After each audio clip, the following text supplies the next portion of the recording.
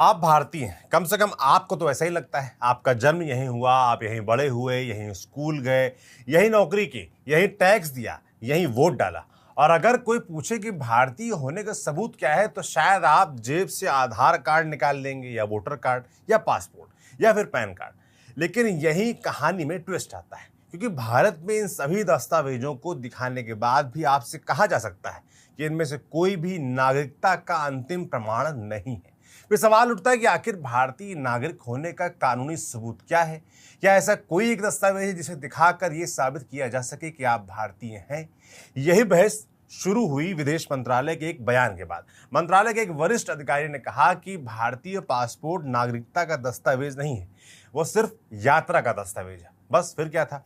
देश भर में लोगों ने अपने अपने दस्तावेज ऐसे देखने शुरू किए जैसे किसी पुराने संदूक में रखा कोई जरूरी कागज तलाश रहे हों। ये बहस भी नई नहीं है।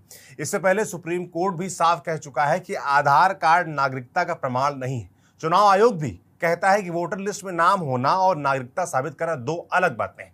तो अब जरा सोचिए, अगर पासपोर्ट नहीं, आधार नहीं, वोटर आईडी भी नहीं, तो आखिर भारत में नागरिकता का प्रमाण है क्या? क्या सचमुच 140 करोड़ लोगों के इस देश में ऐसा कोई एक दस्तावेज नहीं है जिसे दिखाकर कोई ये कह सके कि हाँ, मैं भारतीय हूं? नमस्ते, मेरा नाम सौरभ त्रिपाठी है। आप न्यूज पिंच देख रहे हैं। आज इसी नागरिकता के मुद्दे पर चर्चा करेंगे। सवाल सुनने में छोटा है, लेकिन जवाब थोड़ा लंबा है, क्योंकि यहाँ मामला कानून का है और कानून हमेशा हमारे रोजमर्रा की समझ की तरह काम नहीं करता। आम आदमी सोचता है कि बैंक का एटीएम कार्ड है, अस्पताल का हेल्थ कार्ड है, राशन कार्ड है, मेट्रो कार्ड है, तो नागरिकता का भी कोई कार्ड होगा। लेकिन भारत में ऐसा नहीं है। यहाँ नागरिकता है, बिल्कुल है, संविधान में है, कानून में है, लेकिन उसका कोई कार्ड नहीं है। कोई ऐसा दस्तावेज नहीं जिसे देखकर हर विवाद हमेशा के लिए खत्म हो जाए। यही वजह है कि विदेश मंत्रालय के इस बयान के बाद लोगों के मन में अचानक सवालों की बाढ़ सी आ गई।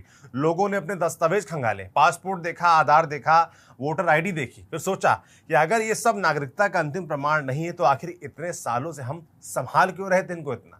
दरअसल यहाँ सबसे पहले विदेश मंत्रालय की बात को ठीक से समझना जरूरी है। विदेश मंत्रालय ने यह नहीं कहा कि पासपोर्ट बेकार है, उसने सिर्फ इतना कहा कि पासपोर्ट नागरिकता का अंतिम और निर्णायक प्रमाण नहीं है।